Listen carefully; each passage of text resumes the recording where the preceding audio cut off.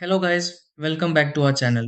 If your Toshiba portable air conditioner switches on but heat mode refuses to work properly, it can definitely feel frustrating when the room stays colder than expected. Sometimes the unit powers on but never starts warming the space, while other times heat mode appears selected, yet nothing really changes. A situation like this can happen because of temperature settings, airflow restrictions, mode confusion, or the system simply needing a quick refresh. Before assuming something major is wrong with the unit, there are a few simple things worth checking because many heating issues can improve after quick adjustments.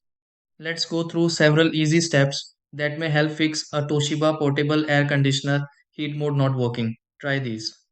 Step 1.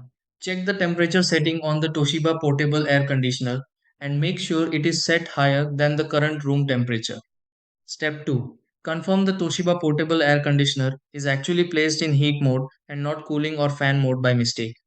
Step 3. Open the filter area of the Toshiba portable air conditioner and remove visible dust if airflow feels weak.